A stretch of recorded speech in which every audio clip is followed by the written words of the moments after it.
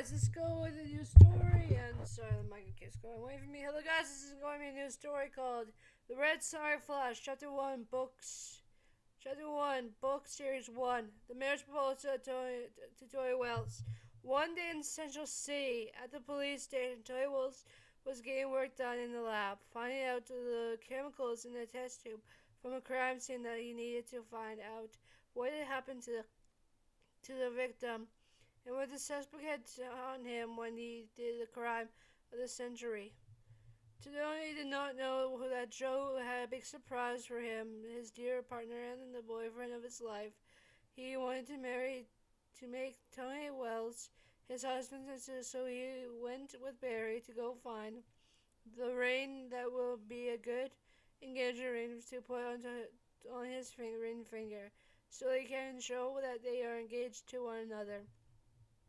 Barry and Joe went to a jewelry store to look at the rings so they could find the perfect one for him to give to his boyfriend Tony.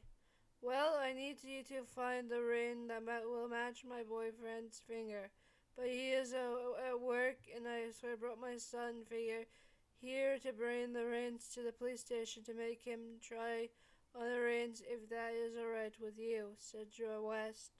Yes, it will be alright. What with me because your boyfriend is a detective and you do not know his ring size. Is that correct, Mr. West? Said the jeweler man, talking to Joe. Sorry. Well, yes, but why do you know about my boyfriend's ring size? Asked Joe West. How about we take the rings to him and so I can tell which one will fit his finger and tell you what one he loves, said the jeweler man. It will be fine without me, sir. Let's go to the police station, said Joe West. They got outside of the jeweler and went into the front seat. The Jew went into the front seat of the car, carrying a box. They went outside. The Jew went into the front seat of the car and a box of different kinds of rings for Tony to try on, so Joe knows which one will fit Tony's finger, so they could be married. They got to the police station, and the officers saw Barry Joe walking with a man carrying a box with him. They walked to the lab. The man told Joe to stand out here, and he will tell him which ring Tony would pick. The man walked in. He said hello to find out if the detective was inside the room. Hello, sir. Why are you here in my lab? I was just washing my hands in the bathroom of the laboratory. Do you need help for a case or anything I could help you with? Said Tony while walking out of the bathroom of the lab. Well, yes, sir. I would want you to try on these rings for a man to know what ring you will love to have on your finger, for him to show how much he loves you, said the man talking to the detective. Well, that would be fine with me. Who is this man wanting me to try on the rings for him and not telling me to try on rings? Said Toy, looking at the man holding the box in his arms. The man walked to the desk and put the box on the desk, told the detective to sit in the chair so he could put the rings on his finger. Toy sat in the chair and the man gave him the first ring. It was tight on the finger, so the man gave him the next ring. It was small on his finger, so he gave the third ring, and it had fit perfectly on his finger. That Toy looked at it and it was just right. Fit so good and on the finger that the man smiled, knowing that this ring will have perfectly on the detective's hand, that it matched his personality, that it was good match for the detective. Well, do you like this ring, kind sir? Because it fits your fingers so perfectly and matches your personality, said the man. Well, yes, sir, I think this ring is perfect for me, to wear who this man is giving me this ring to me, that you tell this gentleman that I love him with no matter what he is planning for me, said Tony to the man giving the ring so he could show the man waiting enough to find the size that will fit him. The man smiled and told Joe to take him back to the shop to get the ring more to the shape of the detective's finger and polish it as well and find the box to put it in. They will be on the house because of them being detectives. They got back to the shop. The man did some adjustments to the room, then polished it, then put it in a box, gave it to Joe, and said, "Give this man love. That he loved you no matter what you planned for him when you asked him to marry you." Joe got to the police station. He told the officers to get the decorations in the police station and a sign that says, "Tony, will you marry me?" and put it up on the roof in the police station. Everyone got it set up, and Joe was pulled into the room to get a tuxedo on so he looks good to propose to Tony, his dear boyfriend, and soon to be his dear husband. Joe walked to the main room. The female officer walked to the lab, saw Tony sitting in the chair, his eyes closed like he was sleeping. She tapped him on the shoulder. He flinched and woke up. He saw the officer smiling at him. She got him up from the chair, told him to close his eyes, and she will help him walk to the main room for a surprise of his life. He closed his eyes. He let the officer walk him down to the main room.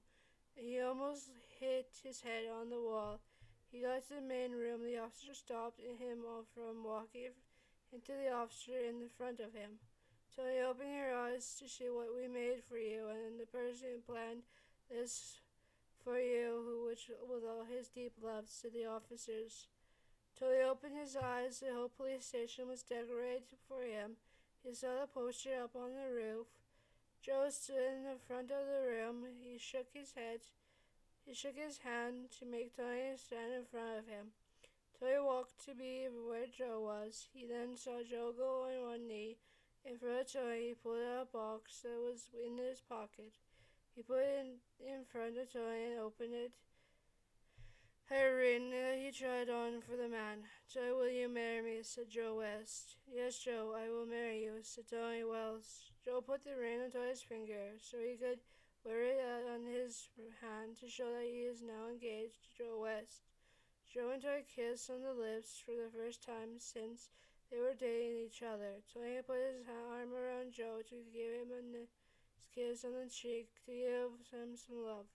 "Joe, how are we going to come up with the wedding preparations? I was getting married to each other, and what will we make everything? And to pick the day of our wedding to each other," said Joey Wells. "Well, we decided when we will get to the part of the wedding day, and that I will love you forever, and I will be there for you, no matter what will happen to you and me, Tony. I love you," said Joe West. "I love you too, Joe, and when we plan the wedding, I will make you the special vow that I will tell you in our wedding day," said Tony Wells to his soon-to-be husband, who started to smile at him from the first time he said something that made his insides start to feel warm inside. They looked into each other's eyes and seeing their life to become new, and then them being together as husbands, and them that they will have a family together. Joe walked with his soon-to-be husband, holding hands, to go and find out what the file and chemical test has to say to him and Joe about their suspect in question.